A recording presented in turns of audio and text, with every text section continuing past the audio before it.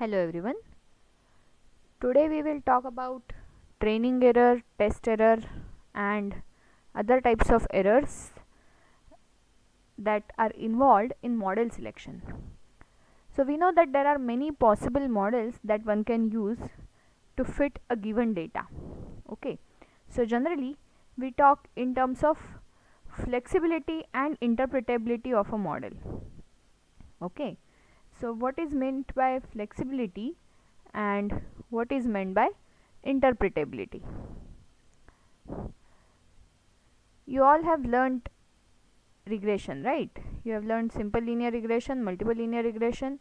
You have also probably learnt polynomial regression, non-linear regression, etc. Okay. So suppose I have some data set which looks something like this. Now there are multiple ways in which I can model the data. Again, whether that model is correct or not, it's a different question. But technically I can use even an incorrect model. Okay, in fact there is a famous quote which says that all models are wrong. Okay, so one possible model could be our simple linear regression model, so something like this. Another possibility could be some curved model, maybe something like this. Okay, so for example here itself now I have two models. Now how do I choose between these two models? Now here the picture looks very obvious and you might say that okay, the green line looks better, so let us use the second model. But this drawing the picture and then comparing the actual values with the fitted values is possible only in 2D, means only when I have one regressor, one response. Okay, so in general we need to have some mathematical way of choosing, so that's where errors come into picture. So error would basically be difference between the actual value and fitted value. Okay, and we take squared errors. You all know from BSc itself why we take squared errors, because if we take just the errors with sign, then positive and negative errors might get cancelled out and we may not get a true picture. Okay, so we have to introduce concept of MSE, which I am sure all of you know. So what is mean squared error? So if I have say x1 y1, x2 y2 and so on up to xn by n, then 1 upon n sum over I going from 1 to n yi minus f hat xi whole square. This would be my mean squared error, correct? Actual yi minus the predicted value of y based on the corresponding xi. I am again talking about a simple scenario where I have only one regressor. Okay, this is MSE. Now ideally this should be called as training MSE. So what do I mean by training MSE? In the earlier lecture we talked about train and test division of the data. So I can have this as my entire data. I can divide it into two equal parts randomly. This I could call as train data, this I could call as test data. My model is fitted, that is parameter estimation of the model is done on the basis of this training data, and then checking the errors, checking the prediction accuracy of the model is done via test data, correct? Now what does why do I call this training MSE? I am calling this training MSE because I am computing this MSE based on the observation which are already present in my data set and which have already been used for fitting the model. Okay, so this is training MSE. Now generally what happens is when I go for such a curved model, so basically I am trying to increase flexibility of my model. So I may go further and have something like this also. Okay, something which tries to capture each and every point. Okay, constructing such a model is also possible.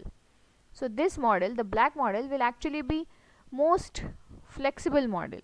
Why? because it is trying to model every observation as accurately as possible. So this is what we mean by increasing the flexibility of a model. So the orange line, simple linear regression, seems to be least flexible. The green line is slightly next stage. Then we can have something intermediate, and the black line is like almost a perfect model. That's what you might feel. But there is a problem. What is the problem? When I try to make my model so flexible, I am basically trying to model every observation in the training data, and in that process I might end up overfitting my model. Okay, so what is meant by overfitting? See, overfitting is exactly what has been done here, adjusting your model to make sure that every observation or most of the observations are correctly predicted. The problem is it would fit this data very well, so here your error would almost be 0. But now when I have a new observation, prediction is very difficult because we have so many ups and downs. My model will not know whether I should go up, whether I should go down, and so on. Okay, so if there is an overfitting, then this increases prediction error a lot. Okay, in fact that's one of the reason why in regression also we have introduced press statistic. Okay, to check whether the model is overfitting. If the model is overfitting, we would not want to use that model, because our final interest in most of the cases is in predicting new observations and not in getting the estimated values for the existing observation. Okay, so what happens is, as you increase the flexibility of the model, so flexibility could be say degree in a polynomial regression, okay, or it could be a more sophisticated model like say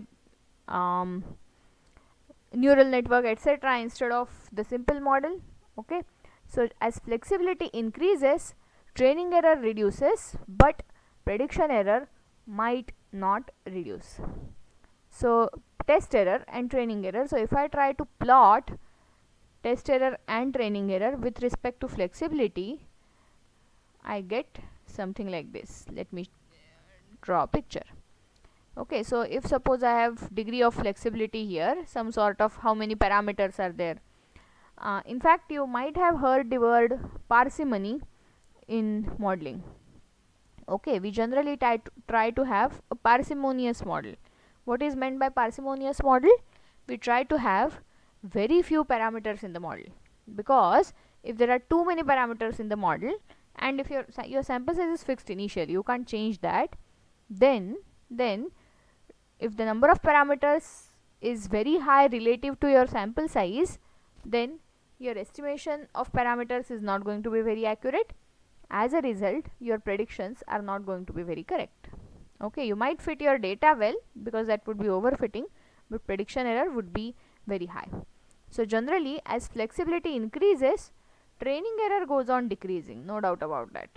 Okay, so training error goes on decreasing, exponential generally. However, the test error generally shows something like a U-shaped pattern. Okay, test error shows something like a U-shaped pattern. Why U-shaped pattern?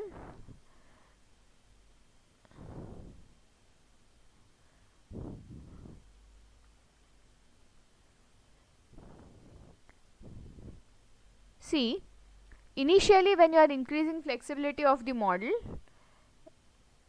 I should have something like this.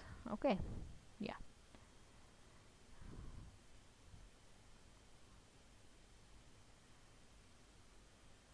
So initially when you have when you are trying to increase the flexibility of the model, when you are improving the model, then at that point, because you are increasing the improving the model, your test error would decrease. The model is getting better and better, so the prediction error would decrease. But there comes a point after which improving the model further is nothing but overfitting. In that case, your training error would keep decreasing, because you are trying, that's what you are trying to do, you are trying to minimize the error. But because you are overfitting, your predictions would now tend to become worse instead of good. Why? Because when you make your model too flexible, you are trying to accommodate even the random errors. Whatever random errors were there, okay, whatever errors were there due to background noise, you are trying to give a model even for that. And you know that those random errors are completely unpredictable.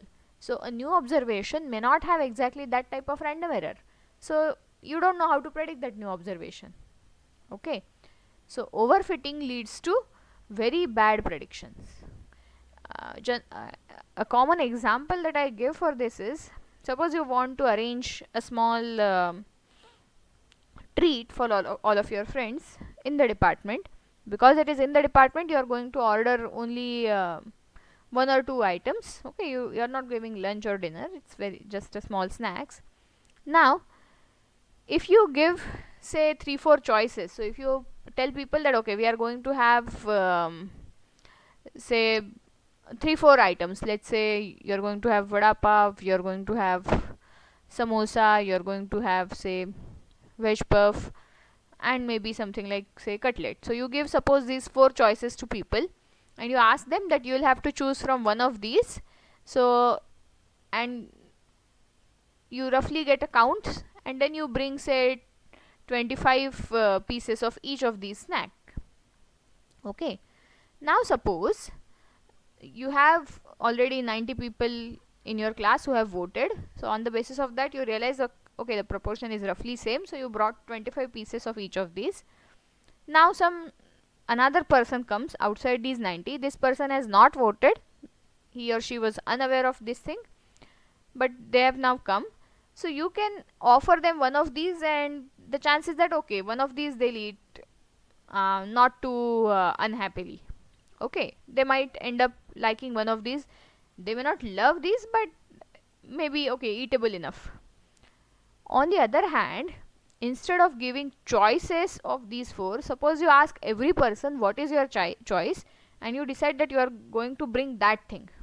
Okay, you don't give any I mean, you are too generous, you don't even give any set, you ask them whatever you want.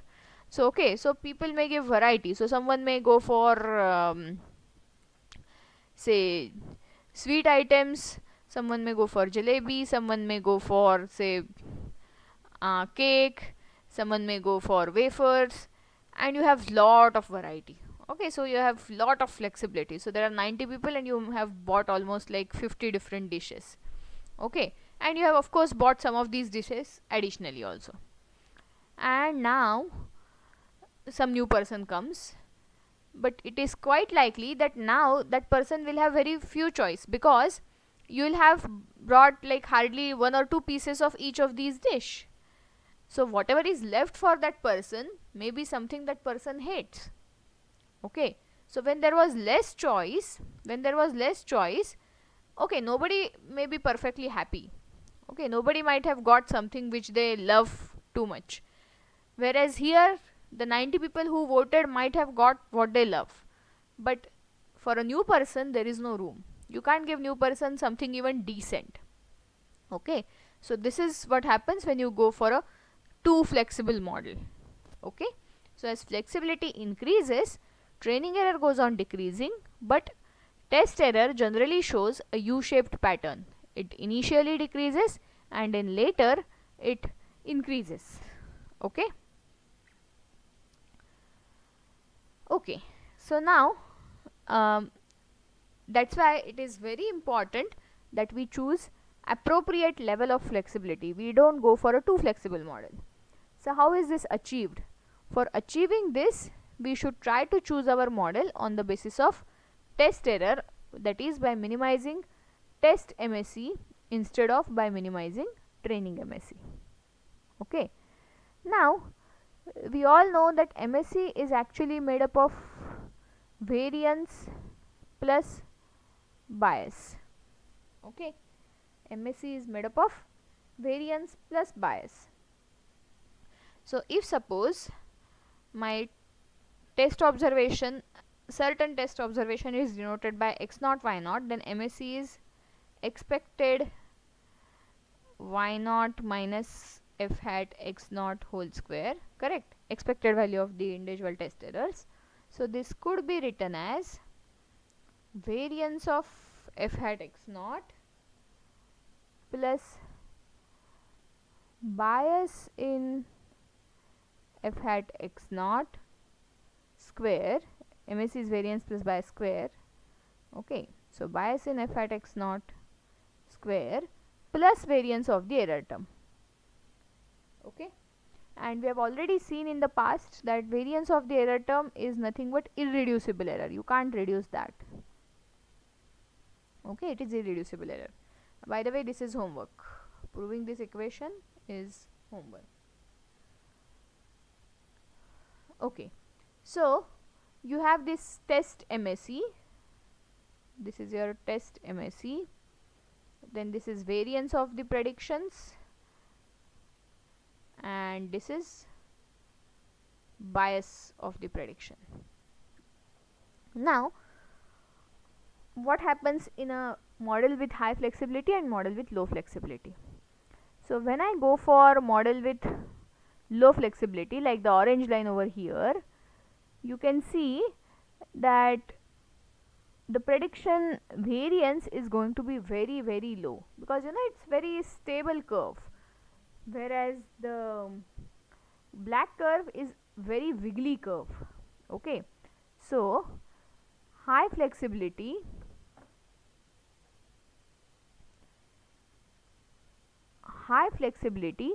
generally implies very high variance.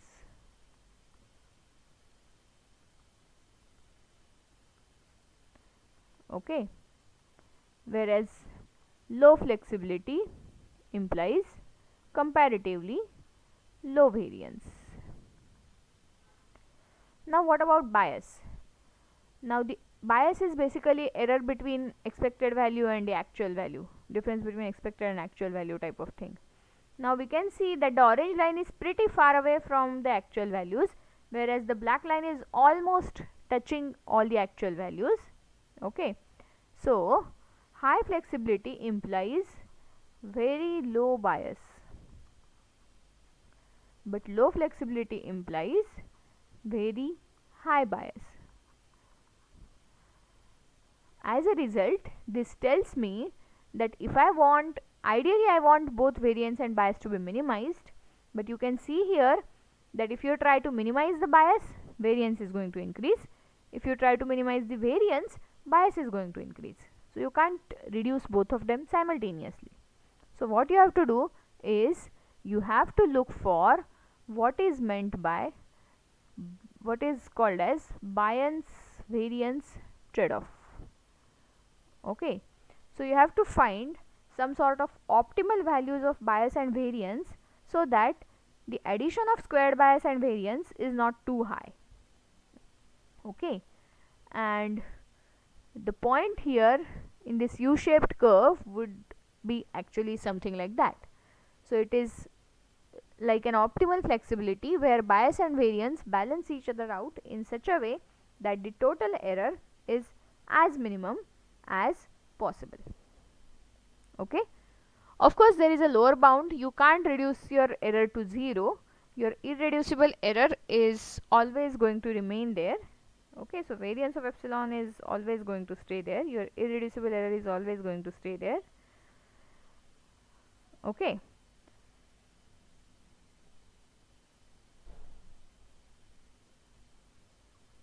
so generally now if I try to plot and by the way, this discussion, test error being U-shaped or bias decreasing with flexibility and variance increasing with flexibility, all these things are true for all the data sets and all types of models that we can think of, regression models or complicated models like SVM, random forest, ANN, etc. Okay, so what I have here, so I again have suppose flexibility on x-axis. Okay, then I have some sort of minimum level of error. This is supposed to be horizontal line. Okay, So this is like the irreducible error. So your test error could never be below this. As flexibility increases, bias goes on decreasing, so you may have something like this, and the variance goes on increasing, so you may have something like this. Okay, and when you have addition of bias square plus variance, you may get something like, say, this. Okay, so at some point here you may have the minimum possible error, and that minimum error, as I said, could not go below what do you call the irreducible error. Okay, so bias square plus variance would again be something like U shaped, and you have to choose the optimal level of flexibility where bias and variance kind of match each other, so that is known as bias variance trade-off. Is it okay? So when choosing a model for the new data, you have to try and minimize test MSE so that bias variance trade-off is achieved, and you have a model which can give you the best possible predictions. Okay, so do not try to minimize training MSE. Is it okay? So let me stop here. Thank you.